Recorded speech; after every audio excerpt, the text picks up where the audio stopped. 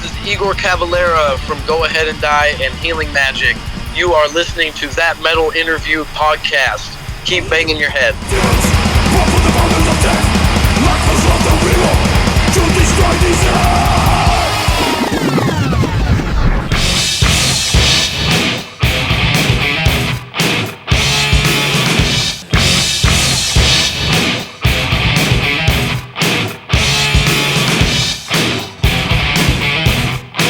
That Metal Interview.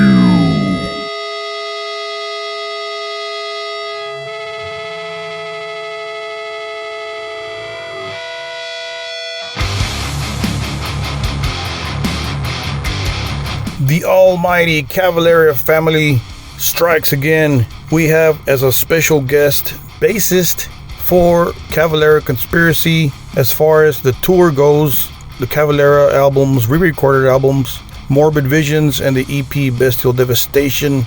We're speaking of Igor Amadeus Cavalera, bassist for this tour, the Cavalera tour, and he is the frontman guitar player for Go Ahead and Die, as well as Healing Magic. He will talk about those projects and the brand new album coming out from Go Ahead and Die, Unhealthy Mechanisms. Listen to that. Nuclear Blast presents Go Ahead and Die, Unhealthy Mechanisms, dropping October 20th. Very cool. Let's go directly to a single and video for Go Ahead and Die. This is Desert Carnage. We'll be right back.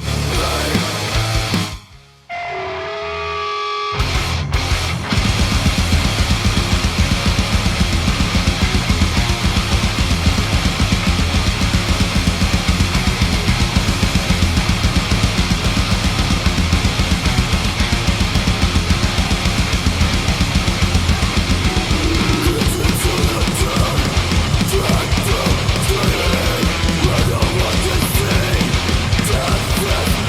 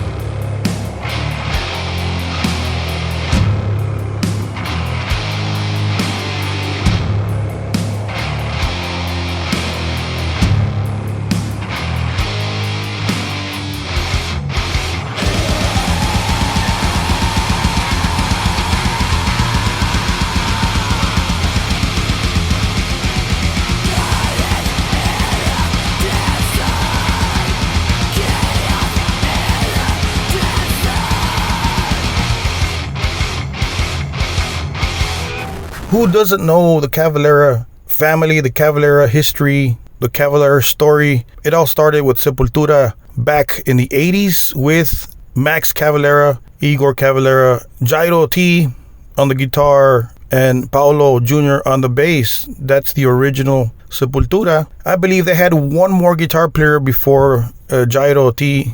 But anyways, the point being, the Cavalera history dates back to the 1980s, to the days of Bestial Devastation, 1985, 84, give or take. Morbid Visions, the first full-length album for Sepultura back in the day, and that was Max Cavalera on the vocals, guitars, and brother Igor Cavalera on the drums. And so we come to Max's son with the same name as Igor. His name is Igor Amadeus Cavalera, that is, to be precise, and he's playing bass, as I said, on the current touring cycle for Cavalera, as they are touring those re-recorded albums. Right now, they are at the end of the U.S. run, Morbid Devastation tour, that is, and they're going to Europe in a bit, so look them up on their socials.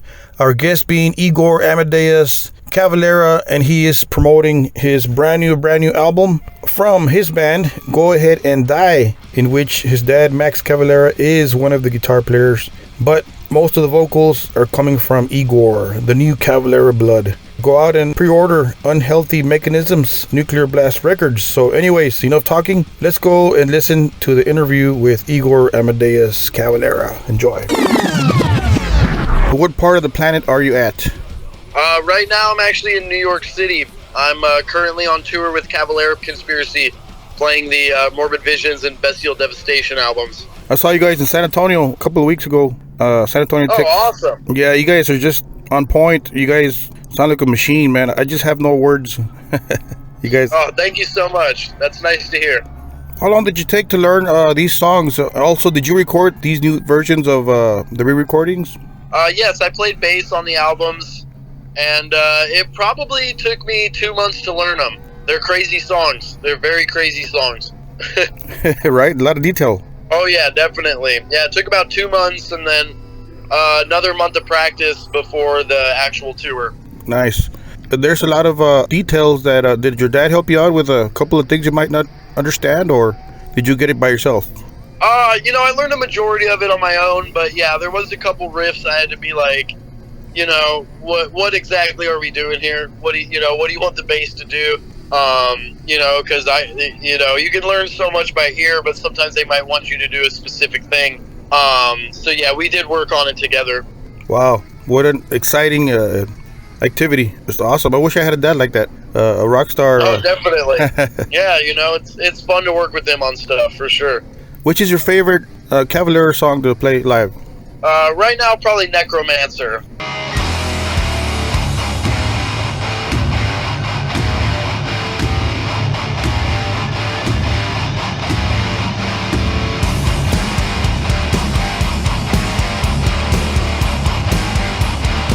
Off the Bestial Devastation EP. That song is great. Very heavy, very fun to play.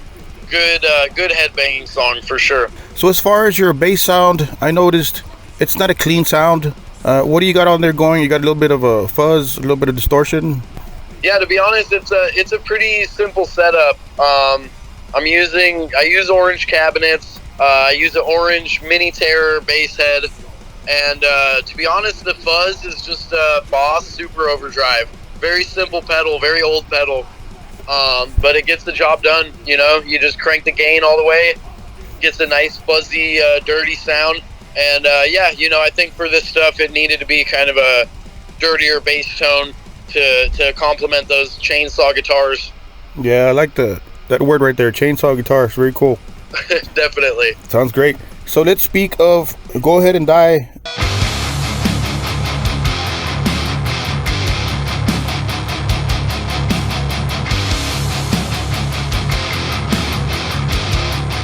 The new album, Unhealthy Mechanisms, dropping October 20th, right? Are you excited?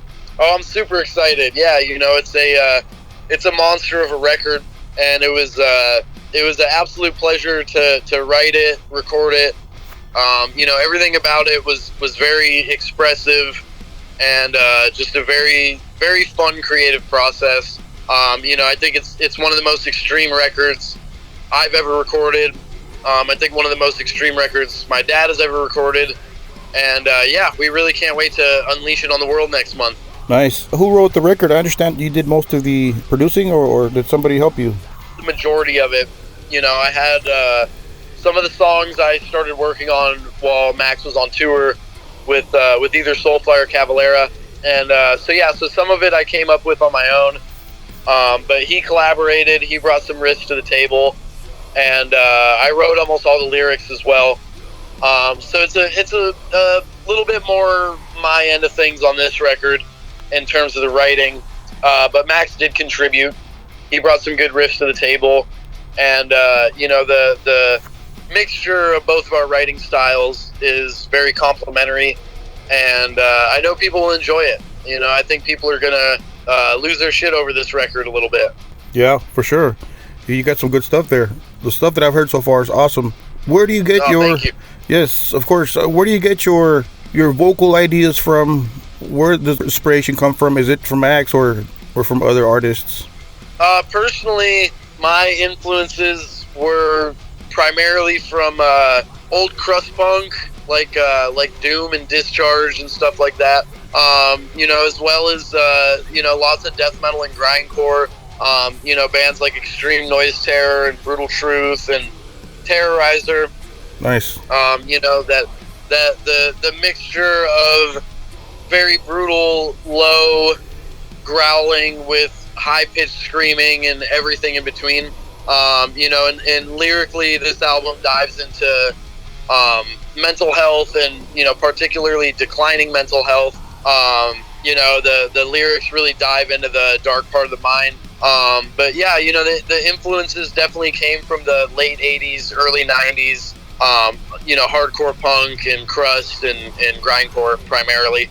What kind of guitars and amps did you use to record this? What's the quick, rig rundown for the studio stuff for Go Ahead and Die? As I mentioned, I'm a endorsed artist with Orange. So I used an Orange cabinet for my parts. I think Max played through a Marshall with a PV head, and we both use ESP guitars. I used an Eclipse, which is kind of like a Les Paul body ESP for the rhythms, and I used a Viper for the leads. So actually, we each use two different guitars. So there's four different ones you're hearing on the record to give it that complementary sound. Nice. Which is your favorite track on there? I gotta say probably the opening song, Desert Carnage.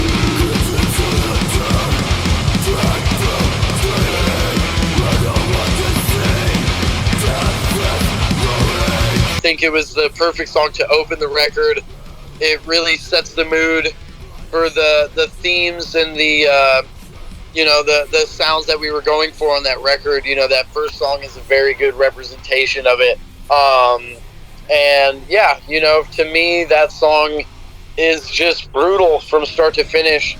And, to me, there's not a note that's really out of place. Everything just rests right where it should be nicely. And, like I said, it's the opener. I think it was the perfect song to open the record and, get people ready for what to expect with the other 40 minutes.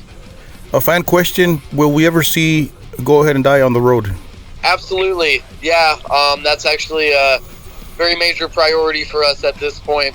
The band was started in the middle of the pandemic. Any shows that we were trying to do during that time got canceled. And then my father is one of the busiest guys in metal. Right. So, scheduling can be a little difficult sometimes.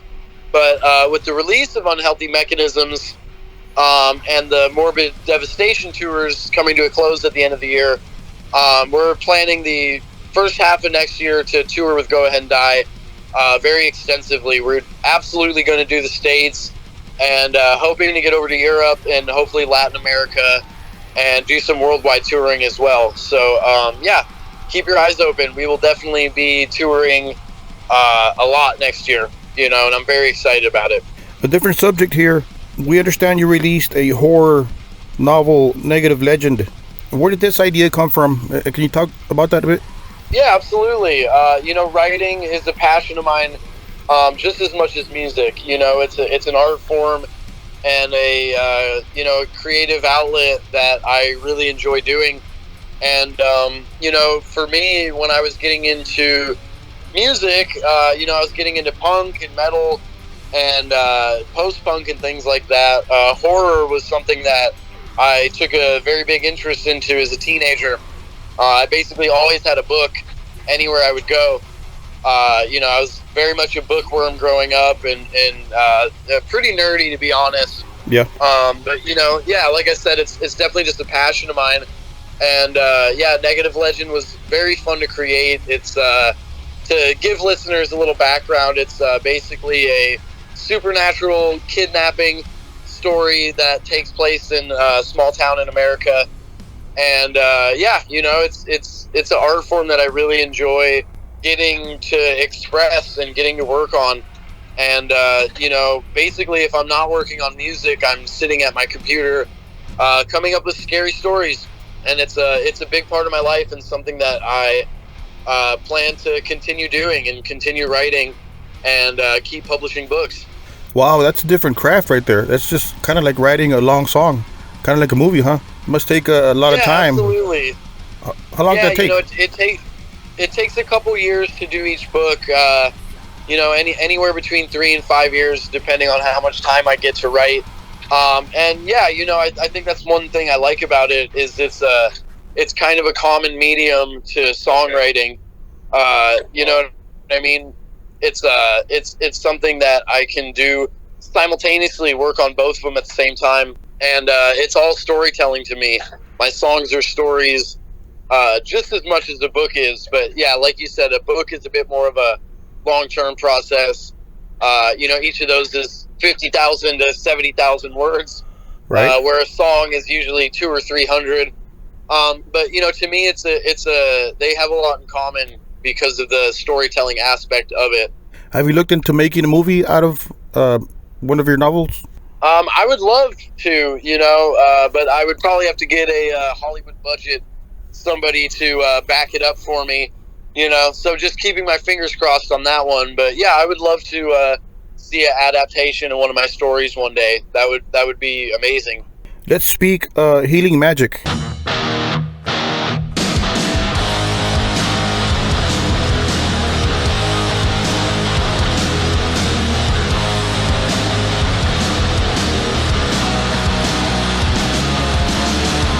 Volume 1, Fire, came out last year, right? Talk about that album if you can. Healing Magic is kind of that's kind of my baby. That's a band that I have the main creative control of, and it's a very epic idea, I guess. As you mentioned, the first record is called Volume 1 Fire. It will actually be a 4-record concept, each album being a different element, fire, earth, air, and water, and it's a cool thing to do, and it's very different than Go Ahead and Die. It's very different than Cavalera Conspiracy.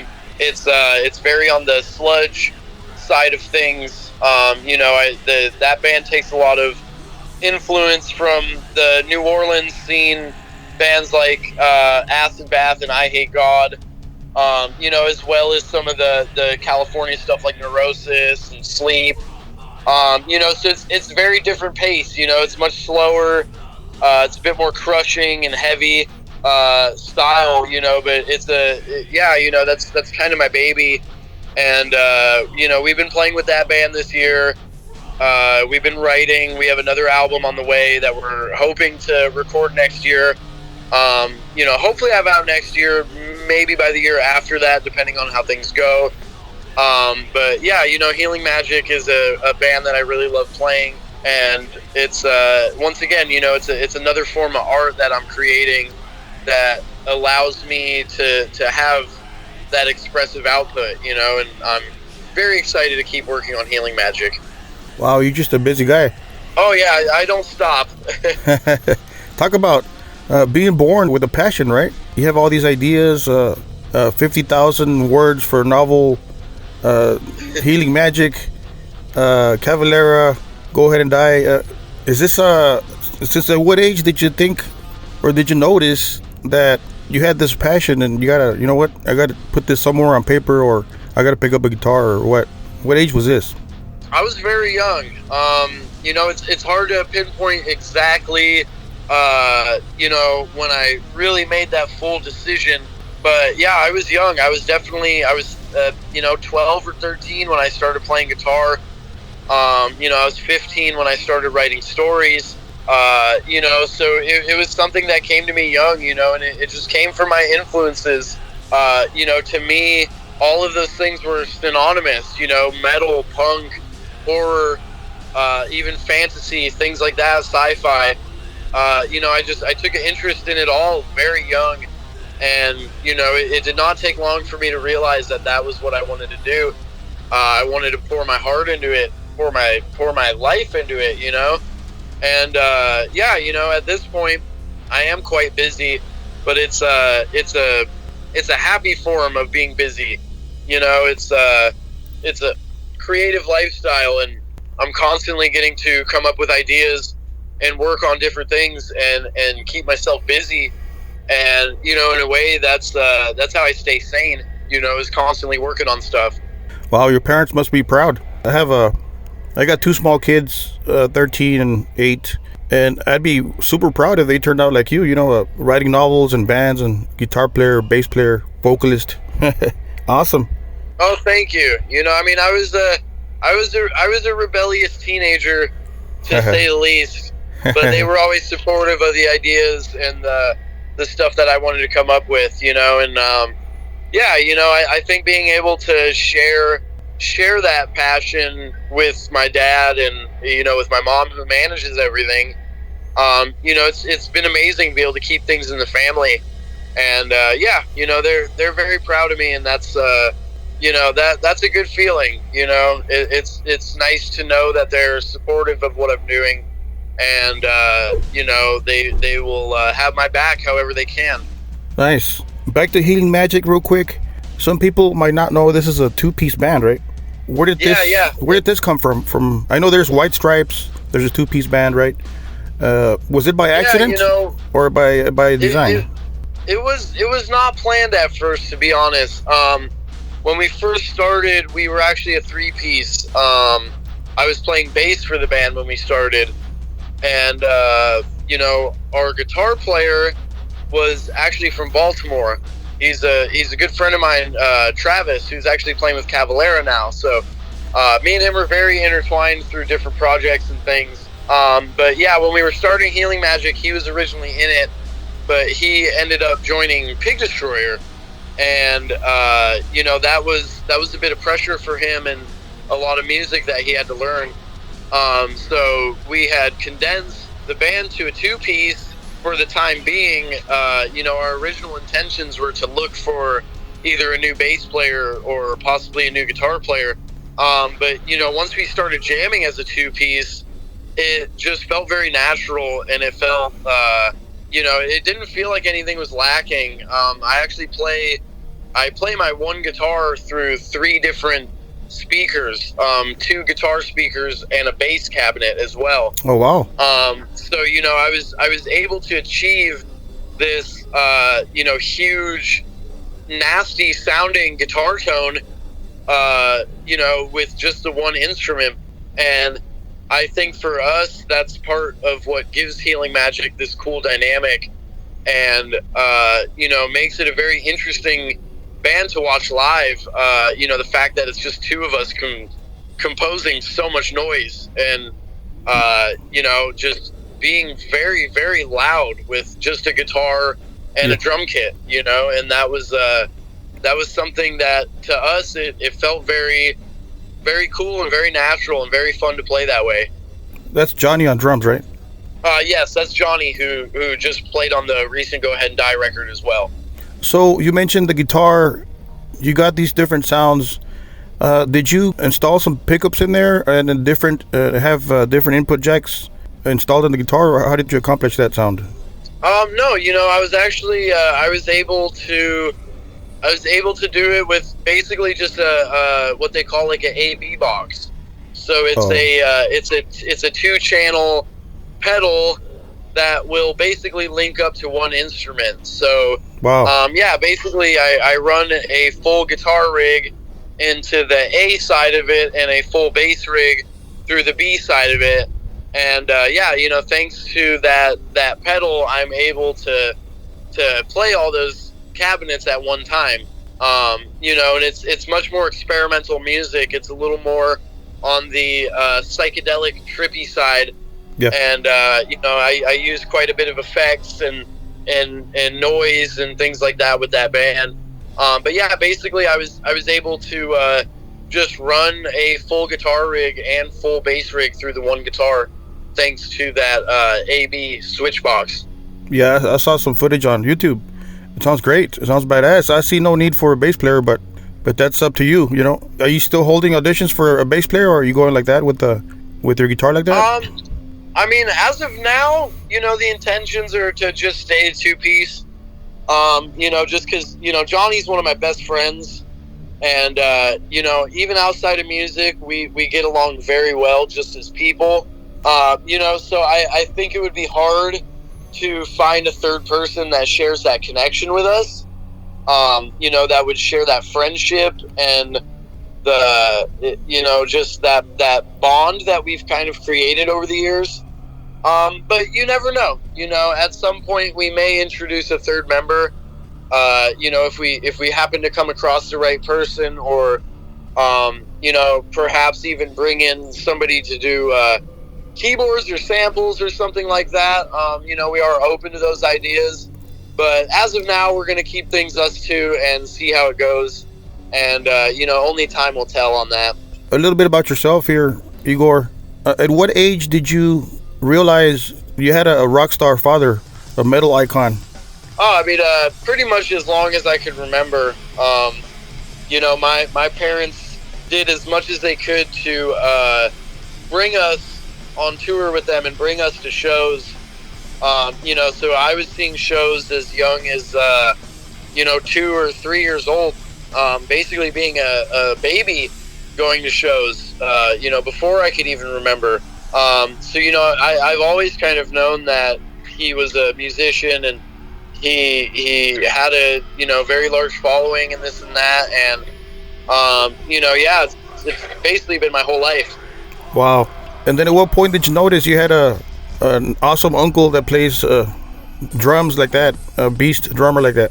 It was a very similar thing. I was basically born around the time when my dad was in Sepultura and Nailbomb and stuff like that. So it was, like I said, it's basically since birth. Wow. How does it feel jamming with two legends like that? No pun intended for Travis, of course. He's an awesome guitar player too. But as far as Max and Igor, it's just complete legends as far as fans go. How does that feel? Oh no, it's great. And I definitely I approach it as a business, and even though they're family, I try to approach it with complete professionalism. And exactly. They've been playing for 40 years. They know what sounds good. They know what they want out of a musician. And they definitely have high expectations that me and Travis both need to meet. So we approached it with a lot of professionalism and a lot of practice, and a little bit of perfectionism even. So despite them being family, I try to respect them and approach it as two very talented musicians. So it's definitely approached with a level of business with it as well. But it's been amazing, to get the chance to play these songs is a huge honor for me. And, it's a privilege to be able to do this. Wow. Give us an update on Lodi Kong.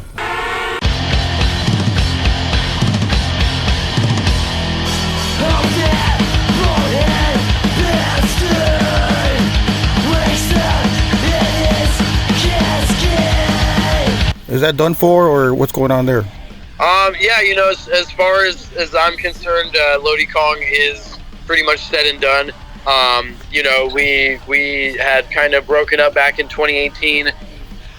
You know, my brother Zion was playing with Soulfly, and you know, it was just getting too difficult to handle the scheduling and things like that. You know what I mean? It wasn't. I wasn't getting to work on it as much as I would have liked.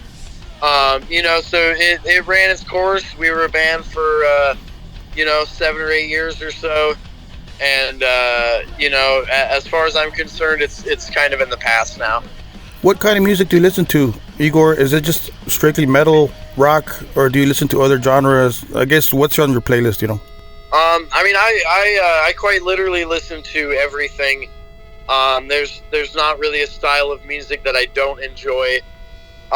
You know, it's primarily, yes, a lot of metal, a lot of hardcore punk and D-beat stuff like that. But I have a big interest in goth music.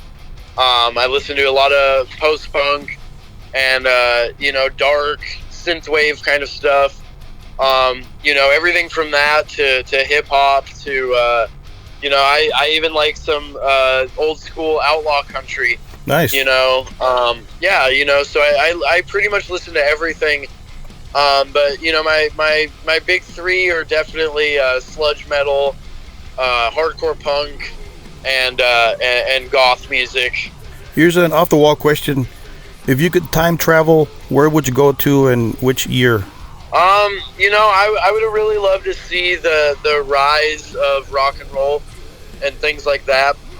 You know, so early 70s to be able to see bands like, you know, like Sabbath and Deep Purple, you know, early heavy metal and hard rock bands.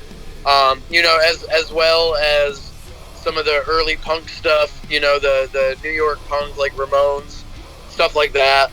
Wow. You know, to see bands like that up and coming is definitely something that, given the chance, yeah, I would absolutely love to do something like that. You know, see the rise of heavy extreme music. Wow, very cool, huh? Do you think it'll be possible sometime in the future? Time travel? Maybe? I hope so. I have an open mind, you know. You never know what science might achieve. Right? The government might know something. Yeah. That's true. There's a couple of comments online, Igor, about you. Nothing bad. Of course, you're badass. Some people are saying you're starting to look more and more like Cliff Burton. What do you have to say about really? that? Yeah, do you have anything good to say about that or bad? And are you a fan of Cliff? Oh, I mean, Cliff was a legend, and you know, he was a handsome enough guy, so I see it as a compliment, you know.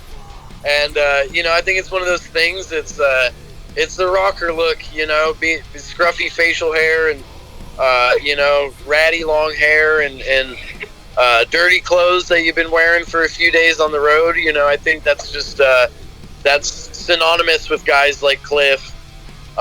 You know, even my dad, you know, a lot of people compare me, you know, that I look like him back in the early 90s, you know, so yeah. I take it as a compliment, you know, whatever you want to think about me, you know, you're free to your opinion, but I don't see it as a bad thing, you know.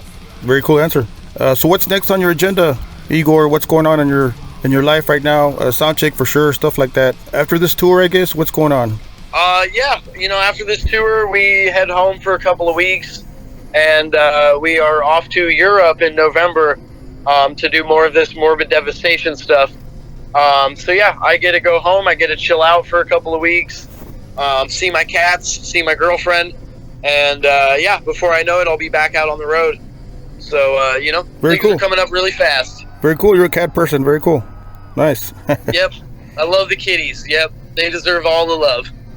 Right. So for people listening, Unhealthy Mechanisms dropping October 20th. Pick it up, stream it, and download it, and of course support Igor, support all the bands, right? So before we let you go, Igor, would you like to send a message to people listening? Yeah, you know, just please check out the record, check out all of my different bands. You know, come see us with Cavalera Conspiracy, come see us with Go Ahead and Die next year. You know, keep your eyes out for Healing Magic. We'll be doing some stuff as well. You know, yeah, I'll have another book on the way, hopefully next year. And yeah, I'm staying busy on a lot of different things. So, you know, check out my social medias, check out my things to see what I'm working on. And yeah, just keep supporting heavy metal if you can. Awesome. Thank you for your time, Igor. Keep rocking and keep writing badass novels.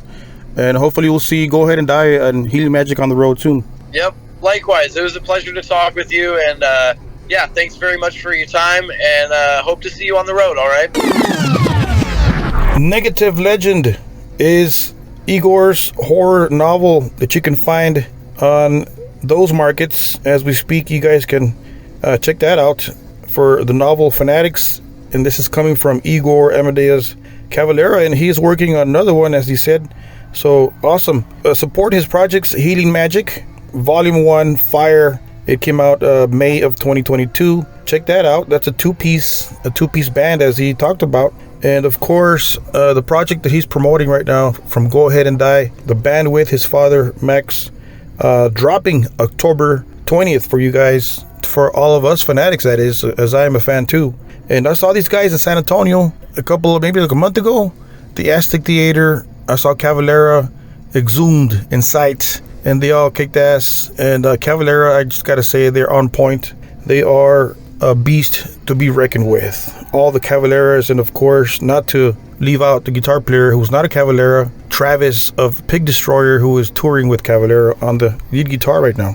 So anyways, also support Pig Destroyer, right? Thank you, Igor, for accompanying us and being a part of That Metal Interview podcast. Thank you to Gloria. Thank you to the PRs and the record label Nuclear Blast Records. Thank you for arranging all this stuff. So thank you, guys. Thank you, Igor, for the great metal, of course. And keep them horns up in the air, guys. So don't forget to subscribe to our YouTube channel. Follow us on socials at That Metal Interview.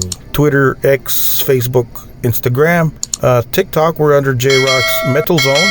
And for now, keep your ear out for other awesome interviews as this podcast keeps chugging along and is one of the fastest rising podcasts in the whole earth, the whole globe, the third stone from the sun. So thank you, guys, on behalf of your friend James from the state of Texas, from the US of A, from the third planet of the sun.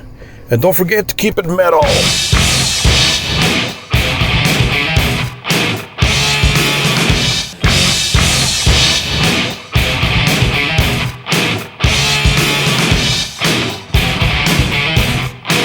That Metal Interview.